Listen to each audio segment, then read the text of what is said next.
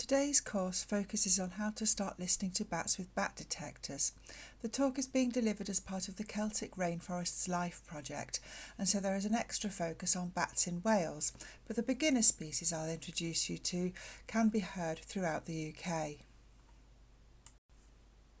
I'll start by giving you a little bit of background information about bats. Bats are mammals because they have fur and give birth to live young which they suckle.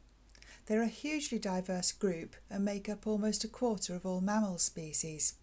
There are 18 species in the United Kingdom, of which 17 are breeding. The 18th species is a single male greater mouse-eared bat that overwinters in Sussex. At least 12 species breed in Wales. The distribution of the various species is not the same across the UK. Some species are more common, but others are regionally localised, and so you won't hear all the species everywhere. All UK species are insectivorous, which means that they eat insects. Bats are the only mammals capable of active flight, in contrast to the other so-called flying mammals that are in fact gliders. When we compare the photograph and the skeleton, you can see that the arm and hand support a membrane to form the wing, which is durable and elastic. The fingers are especially elongated and the legs are reduced in size. The physical adaptation of the arm and hand is reflected by the name of the taxonomic order Chiroptera, which means hand wing.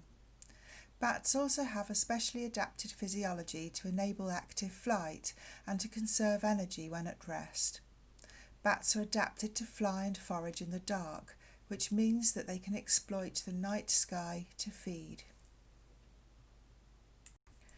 Bats are of conservation interest because they are extremely important to the environment.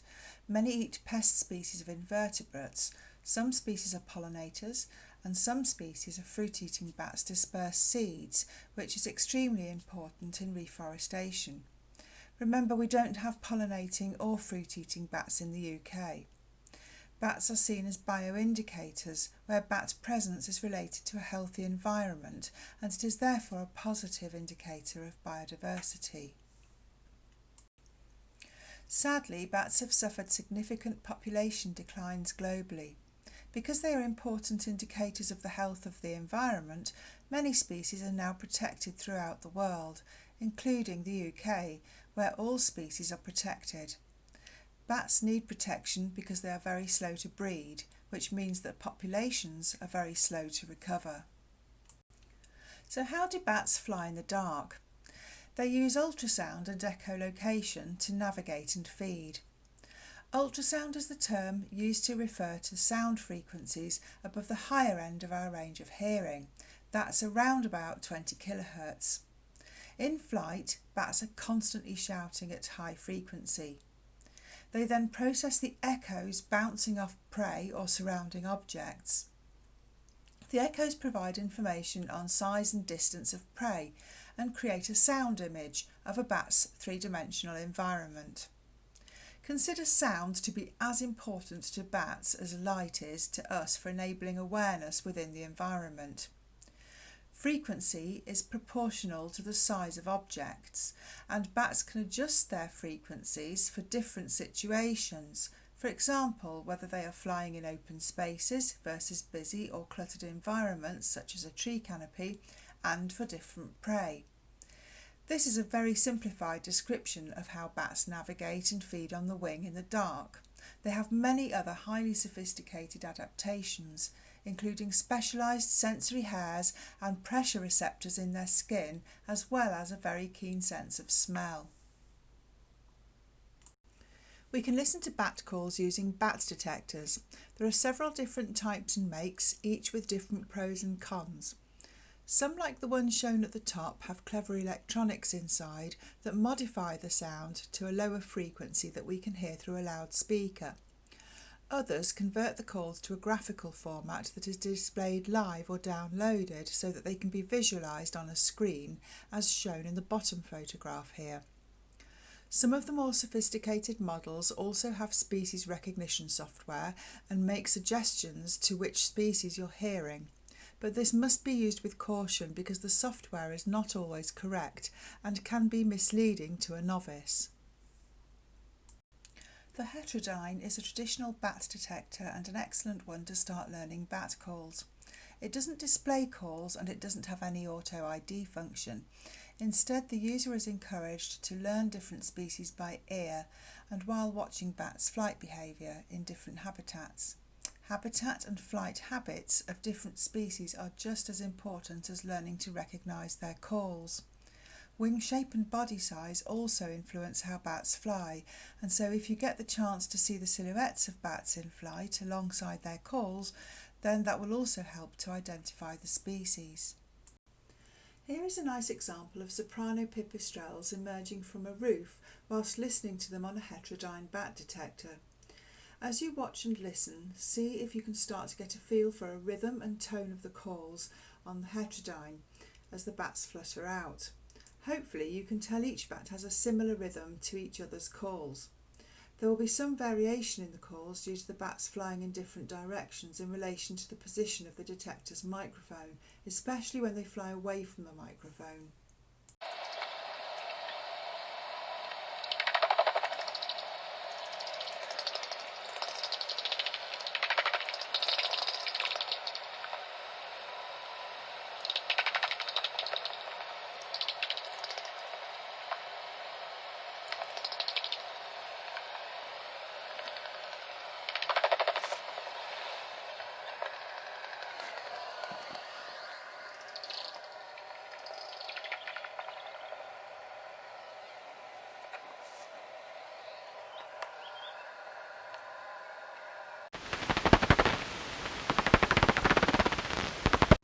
I'll now go into a bit more detail on how these detectors work. Heterodynes all have one or more microphones that pick up the ultrasound, a frequency dial and a volume control. It's also possible to plug in headphones or a sound recorder. Note that while it's possible to record calls, these cannot be used to identify species at a later date with these kinds of detector. This is because they only record the sound and none of the background information needed for species identification, such as the frequency that you were tuned into at the time or the length of the call. Bats call at various frequencies or pitch. Some are higher pitched than others. The frequencies are proportional to the body size, and so the larger the bat, the lower the frequencies of their calls. The same relates to their food. Larger bat, larger prey. With the Heterodyne detector, we turn the frequency dial to the frequency we want to listen to. Listen to the tone and the pitch, the rhythm and the repetition rate. Repetition rate is the rate of the calls. For example, if one call is ch, then a slow repetition rate will be ch, ch, ch, and a fast repetition rate ch, ch, ch, ch. First of all, let's compare a large bat and a small bat. The noctule is one of our larger species, about the size of 2 or 3 fingers side by side, compared to the pipistrelle, which is not much bigger than an adult human thumb. Remember, lower frequency means larger bat. Note the slower repetition rate and the lower pitch of the noctule compared to the pipistrelle. This is the noctule.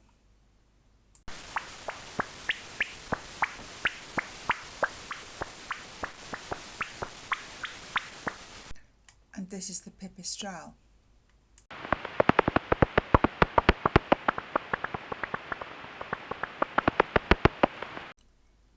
Note how the noctule has a really obvious rhythm to it. It's a distinct chip chop, chip chop, chip chop, chip chop. A nice slow call with a regular repetition rate and a real rhythm to it. In contrast to the pipistrelle, which has a far more erratic call.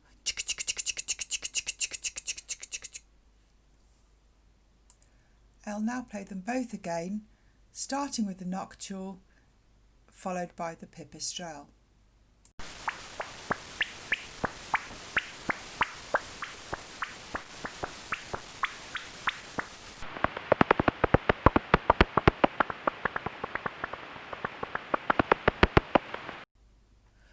Some species sound the same, but are listened to at different frequencies.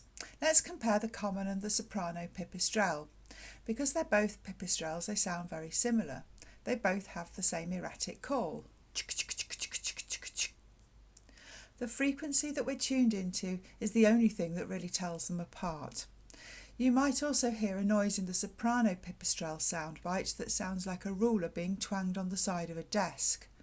So it starts off with its and then at some point there's a This is a feeding buzz, where the bat speeds up its call when about to catch prey. Speeding up the call gives the bat more information about the distance and size of the prey. We'll look more closely at feeding buzzes later on. This is the common pipistrelle.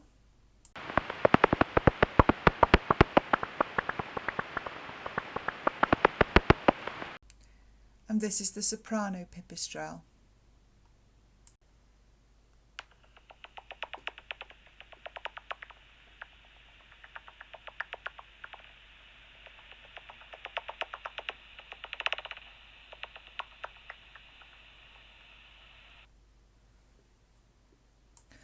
I'll now play them again so that you can familiarise yourselves a little bit more with them, starting with the common pipistrelle and then the soprano pipistrelle.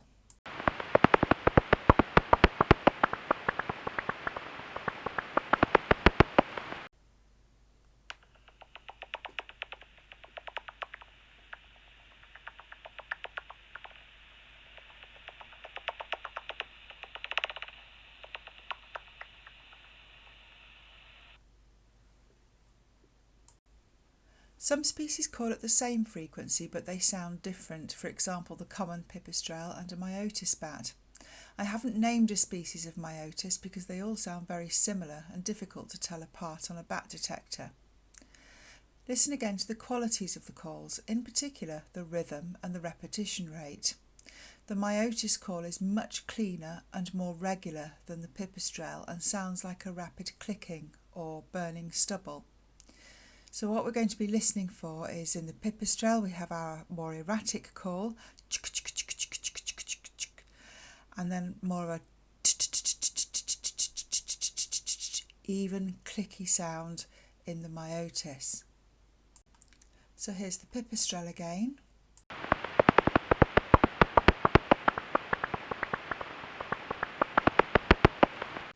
And here's the myotis.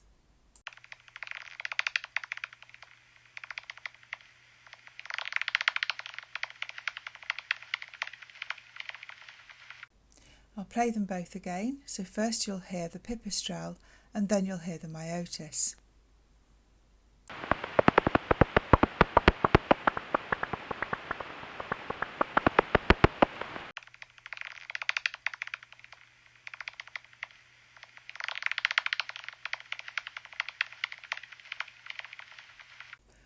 The last species I'll introduce you to is the lesser horseshoe bat.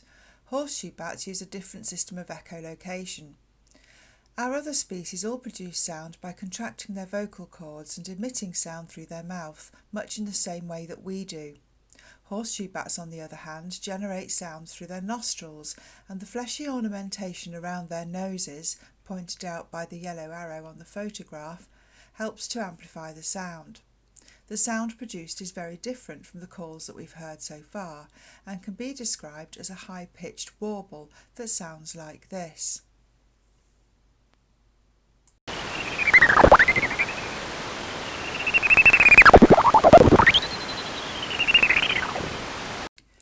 In order to understand more about what we're listening to, it's helpful to visualise a bat call because there are a few important things to bear in mind. We can visualise calls in the form of a graph, commonly called a sonogram, which is a plot of the frequency or the pitch of the call against time, which is the length of the call. Another way to view the graph is in the form of a spectrogram, as shown in the top right-hand corner here. The spectrogram shows additional information, which is the amplitude or loudness of the call as a temperature gradient, where green parts of the call are quieter and red parts of the call are louder. It's helpful to visualise a bat call because there are a few important things to bear in mind. We can visualise calls in the form of a graph, commonly called a sonogram or a spectrogram, for example as the one shown in the top right hand corner here. The first important thing to note is that a bat call is not actually just one frequency, but the call sweeps down over a range of frequencies. On a heterodyne detector, it's only possible to listen to one frequency at a time, whichever you've tuned into on the dial. This means that if you turn the dial to different frequencies within that range, you will still hear the same bat. So looking at the example shown, if we tune into 45 kHz, we'll just hear this part of the call at the bottom. If we tune into 50 kHz, we just hear this piece of the call, roughly in the middle. The first important thing to remember is that the bat call is not actually just one frequency, but that the call sweeps down over a range of frequencies, as shown in this plot. On a heterodyne detector, it's only possible to listen to one frequency at a time, whichever frequency you've tuned into on the dial. This means that if you turn the frequency dial to different frequencies within that range of the call, you will still hear the same bat. So looking at the example shown, if we tune into 45 kHz, we'll just hear the bottom part of the call, 50 kHz, roughly the middle part of the call, and 55 kHz, the upper part of the call. And if we tune into 55 kHz, we'll hear this part of the call, close to the top. You may have noticed that the call in the example, which is typical of a pipistrelle, has a shape to it, and the shape influences the sound of the call. The straight part of the call is a rapid, even descent over a range of frequencies and is called the frequency modulated part of the call. It sounds like this. Ew! The first important thing to remember is that the bat call is not actually just one frequency, but that the call sweeps down over a range of frequencies, as shown in this plot. On a heterodyne detector, it's only possible to listen to one frequency at a time, whichever frequency you've tuned into on the dial. This means that if you turn the frequency dial to different frequencies within that range of the call, you will still hear the same bat. So looking at the example shown, if we tune into 45 kHz, we'll just hear the bottom part of the call, 50 kHz, roughly the middle part of the call, and 55 kHz, the upper part of the call. In our example, the bottom part of the call starts to level out around the 45 kHz mark. This is called the constant frequency of the call. If it was perfectly constant, it would actually be a straight line and would sound like this. Ooh. However, there's still a bit of curve in the example shown. For those interested in the technical terms, this would therefore be referred to as quasi-constant. There's really no need to get too hung up on the detail. The take-home message is that it helps to have an idea of the species and the sound of their calls by the shape. So if we were to compare two bats, a pipistrelle and a myotis bat, the shape of the call would explain why they sound different on the bat detector when tuned into 45 kHz. Remember the erratic sound of the pipistrelle versus the clicky myotis versus that's due to the more complex shape of the call. So if I mimic the curve of the graph, the pipistrelle is ew and the myotis ew. Obviously my imitation is very slowed down, but hopefully it gives you the general idea. The pipistrelle has a longer call and the myotis is a very rapid call.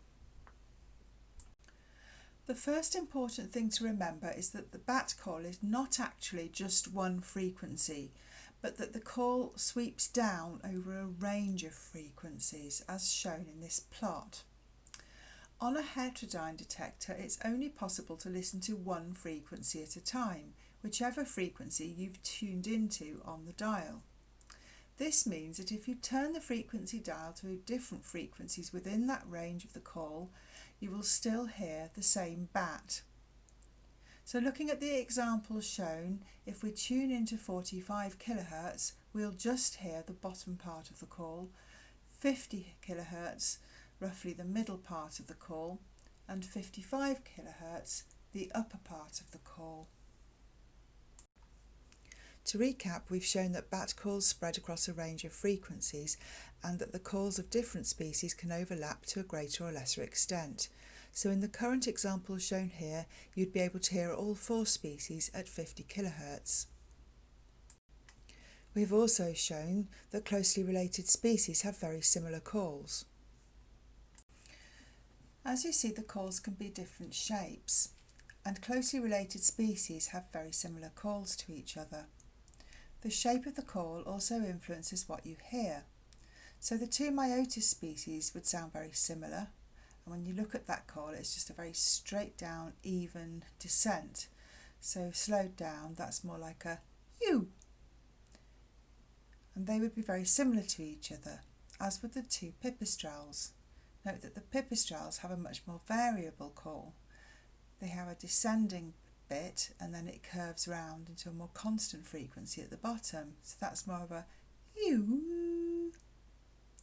Note that the pipistrelle can sound very similar to the myotis if you're tuning into the straighter part of the call, the you part, but quite different if you're tuned into the curved or the flat part of its call, the oo. Myotis have a much cleaner sound to pipistrelles because their calls don't vary so much in shape. So how can we get around the problem of overlapping calls and similar sounding calls between similar species? Well, what we're aiming to achieve when using a heterodyne bat detector is to tune in to the peak frequency. This is the frequency at which a bat puts most of its energy into the call. As nicely illustrated in the spectrogram, there's a clear burst of energy at the end of the call. This is the thick part of the call that's coloured red. So how can we get around the problem of overlapping calls and similar sounding calls between different species? Well, what we're aiming to achieve when using a heterodyne bat detector is to tune in to the peak frequency. This is the frequency at which the bat puts most of its energy into the call. So there's a burst of energy at the bottom of the call and then it tapers off. The peak frequency is the lowest point of the call on the sonogram or spectrogram. As you can see in the example, the common pipistrelle has a peak frequency around 45 kHz and the soprano pipistrelle, as indicated by its name, has a higher pitched call with a peak frequency around 55 kHz. The peak frequency is the lowest point of the call on the sonogram or spectrogram. So as illustrated here, the common pipistrelle has a peak frequency around 45 kHz and the soprano pip, which clearly from its name has a slightly higher call than the common pipistrelle, we're looking at around 55 kHz.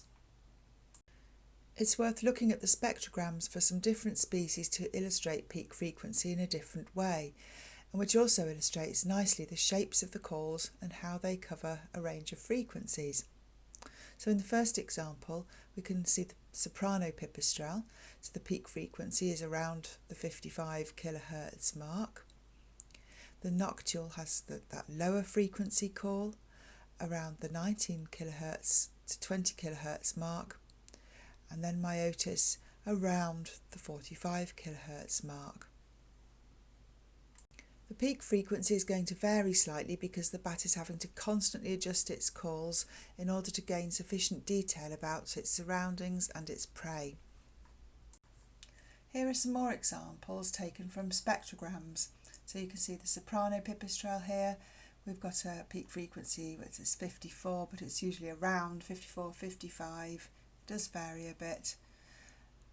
Noctule, which is a much lower frequency, 19 to 20 kHz, and myotis species around the 45 mark. As I mentioned before, we need to remember that the calls can vary in their frequency depending upon how the bat's flying, what it's eating, how many other bats there are, and so on. The peak frequency is the point at which the call has the best quality of tone, bearing in mind that the call can also be heard at different frequencies. If we deviate from this peak frequency, the tone of the call starts to lose quality. Here is the sound of the detector when turned into the peak frequency of a common pipistrelle call at about 45 kHz.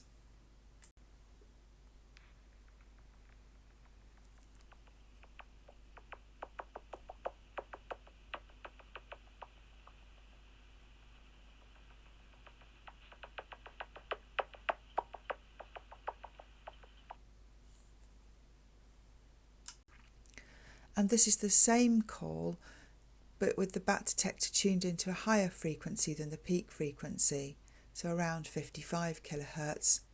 Note how the call has lost tonal quality.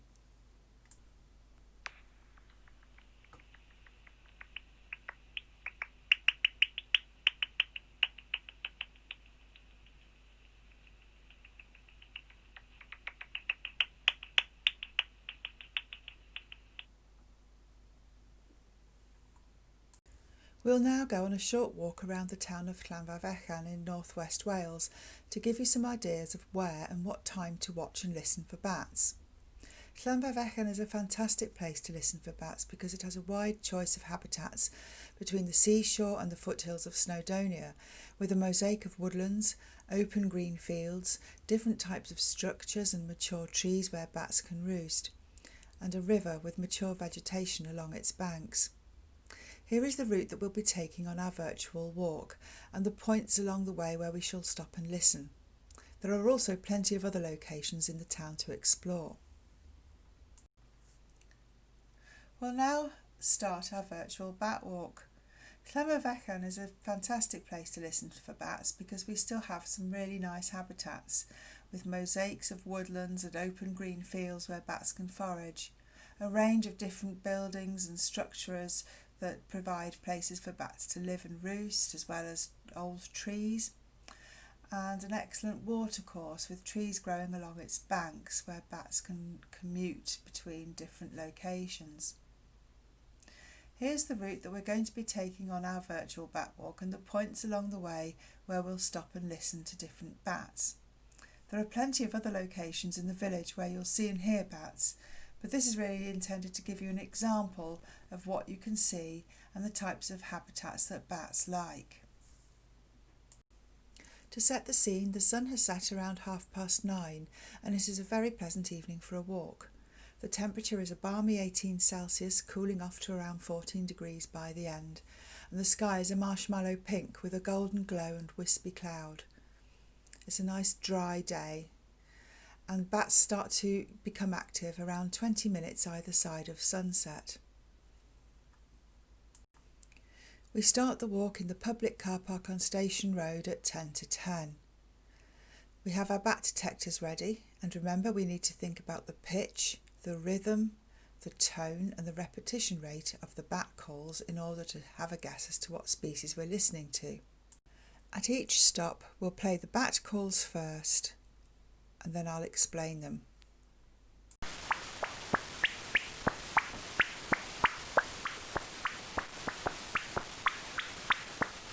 Straight away we hear a nocturnal bat. The photographs show where the bat was recorded. So we have the public car park on the right hand side, then the road, and then this tree line which is along the banks of the river. The photograph at the bottom shows the habitat at the time when the bat was heard, and as you can see it's still quite light. The bat call is a typical chip chop, chip chop, chip chop, slow repetition rate with a very distinctive rhythm to it, very typical of a larger bat species, and as we mentioned previously, at a slightly lower frequency, 20 kHz. The call is very typical of nocturnes going places, flying through open space. And because the conditions are still quite light, sometimes you can actually see the bats flying quite high in the sky and very fast. Here's the call again.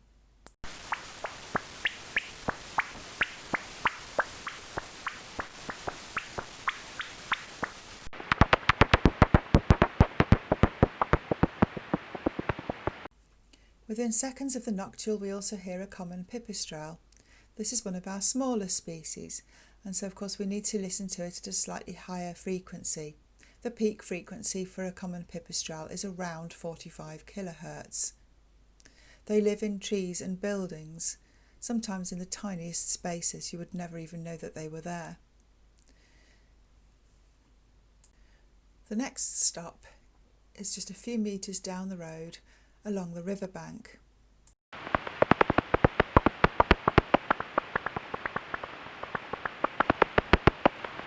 The habitat along the river is mature, dense vegetation, which makes a nice sheltered corridor for bats to feed on an abundance of insect food.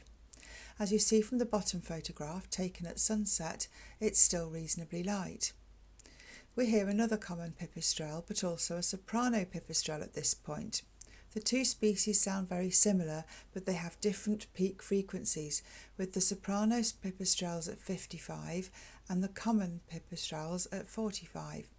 Remember to achieve the best tonal quality by adjusting the frequency dial. The next stop is a bridge over the river and the back entrance to the Bryn y Neuadd Hospital. There's a nice corridor of tree canopy again where the bats like to fly up and down, and a more open space where they socialise, and then of course they have immediate access to the river. The video clip shows bats flying in slow motion. You quite often see bats flying together, chasing each other, and they may be having little conversations with each other whilst in flight.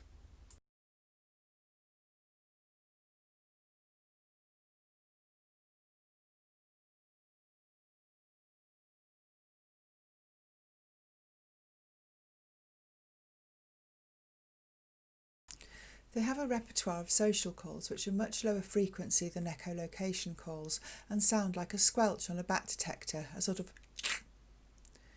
Younger human ears might be able to hear bat social calls as high-pitched squeaks, but on the detector they sound like this.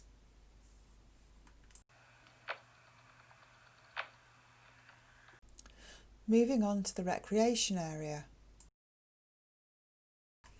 The recreation area includes a number of playing fields, a croquet lawn and a bowling green, and all have hedgerows and mature trees around their boundaries.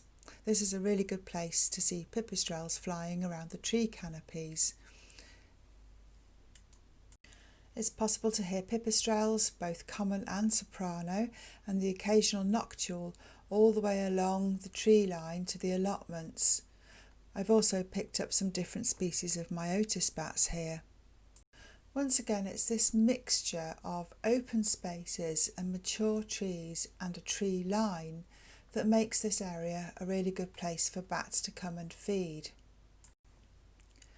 Common and soprano pipistrelles feeding over the allotments put on an excellent display. The bats will be doing an excellent job of helping to keep the pests off everybody's vegetables. So remember that not only are pesticides harmful to the environment, but they are reducing the food available for bats to eat. And so we really want to avoid using pesticides wherever possible. Remember that the presence of bats is an indicator of a healthy environment. The slow motion video footage of a pipistrelle in flight illustrates another interesting fact, that bats use the upward wing beat to exhale and call. The thuds that you can hear in the background are the sound of the bat detector, because the audio is also slowed down. And you can see that the calls then fit with the upward beat of the wings. Shouting constantly and feeding on the wing uses a lot of energy, and so using the wing beats in this manner helps bats to conserve energy and to use it efficiently.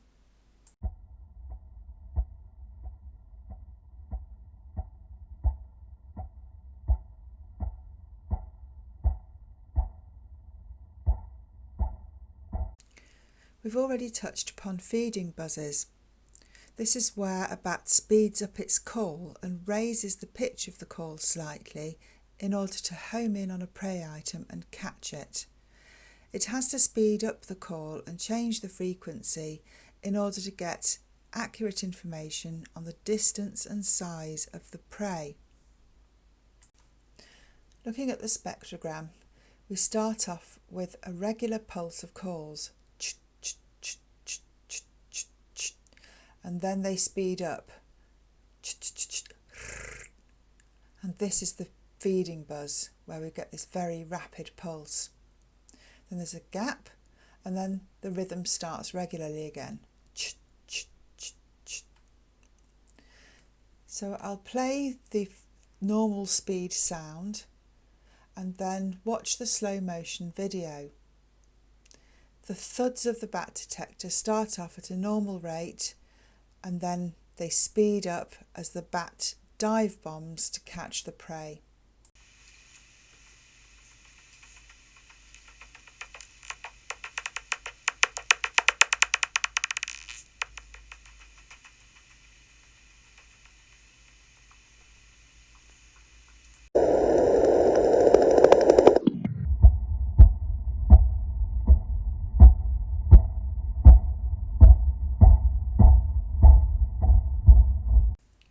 The final stop is the boating lake, affectionately known as the Swans. The boating lake is actually designed for sailing model boats.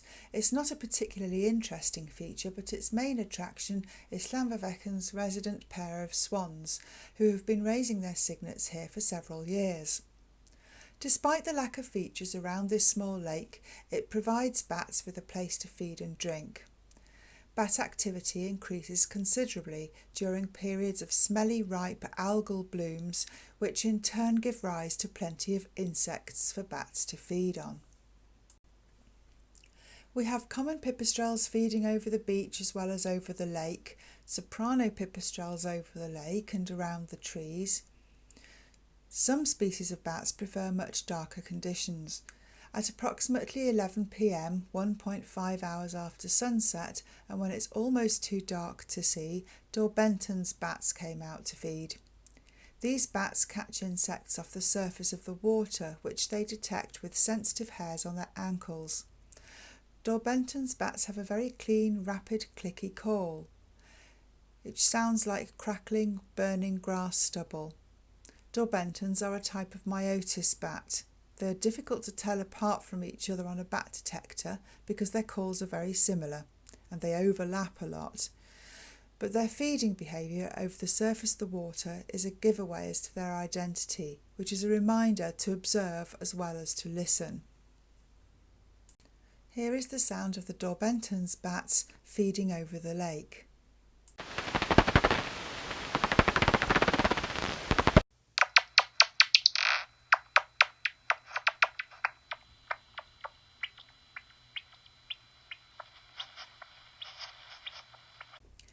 In addition to all the other bat activity immediately over and around the lake, we have noctules feeding around the line of pine trees next to the lake. The noctule calls are slightly different from the bat heard flying over the car park at the start of our walk. This is because the bats are flying in a more complicated environment and need more detailed information on what's around them, in this case trees and food. Listen to the difference in the call. It's faster, slightly higher in pitch, and has a real beatbox rhythm to it. There are also feeding buzzes. There is another species of large bat called a Heterodyne that has a very similar sound. But we know that the bats that we're listening to here are noctules because they frequently revert back to their typical chip-chop calls. Listen carefully and you'll be able to hear a subtle chip-chop at the end of the call when we listen to it again.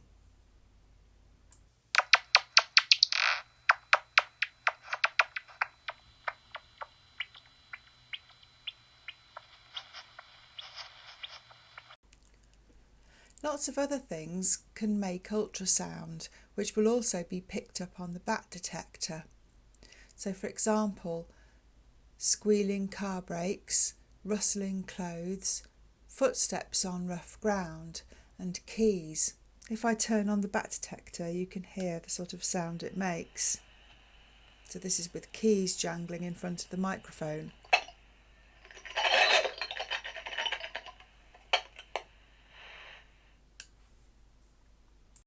It could actually be more confusing for people looking at screens because you can see the interference.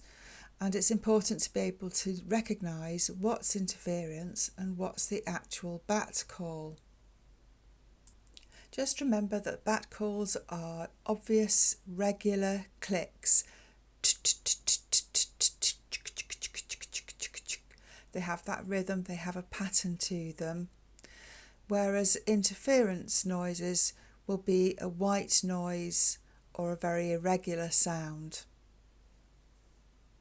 Hopefully it won't take too long for you to be able to tell bat noises apart from interference noises, and you can avoid interference by being careful what you wear and careful where you walk and what sort of bag you're carrying. Try to avoid bags that have zips, metal bits or fasteners that jangle when you walk.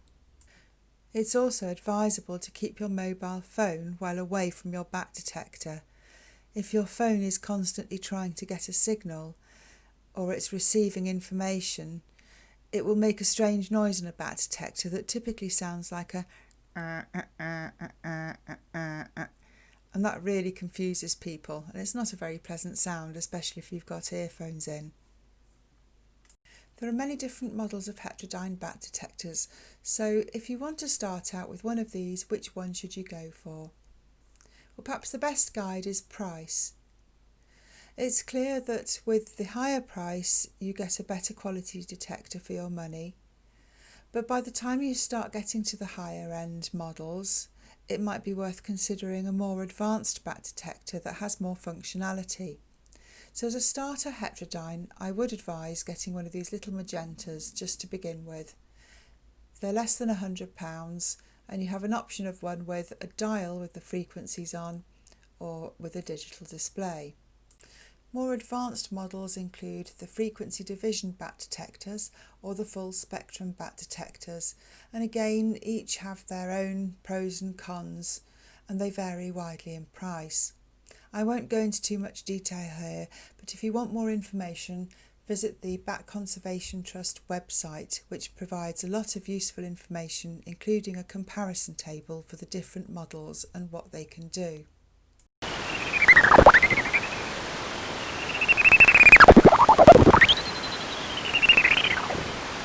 As I mentioned earlier, lesser horseshoes produce sound through their nostrils, and it's more like an enchanting warble.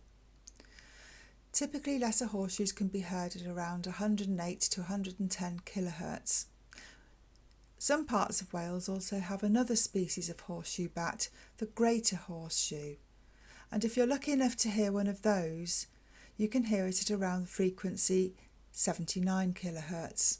It's a larger bat and so it calls at a slightly lower frequency. We are lucky enough in Wales to have a very special habitat, which is the Atlantic oak woods, or affectionately known here as the Celtic Rainforests. These areas are highly protected due to the special assemblage of species found there, including rare species like the horseshoe bats. Wales is the most northwest of the distribution of the lesser horseshoe bat, which is doing exceptionally well here. They are found in many places around Wales, not just being restricted to the Celtic rainforest. If you listen carefully, you'll occasionally come across them in Llanfairfechan and many other places too. I hope you now feel enthused to go out and listen to some bats. It doesn't have to be a planned bat walk. Just carry the bat detector with you when you go out for a stroll and have a listen. You might not need to go very far and might even be able to listen to them from the comfort of your own garden. All UK bats and their resting places are protected. This is why I say if you've got bat boxes in your garden, please don't interfere with them or open them, but just watch them to see if bats are living in there. You are allowed to take a grounded bat to a vet, but please seek advice first from the National Bat Helpline. There are a huge number of resources available for helping to learn about bats. The first port of call is definitely the Bat Conservation Trust website. They have a huge amount of information available. They also have some really interesting courses for anybody wanting to take this further, such as the National Bat Monitoring Programme, and there's also a bat detector loan project which here in Wales is called Deach Ecosystemi. Another way to get more involved with bats is to join one of the local bat groups. Here in North Wales we have Gwynedd Bat Group and Clwyd Bat Group, who periodically run various projects, surveys and workshops and events.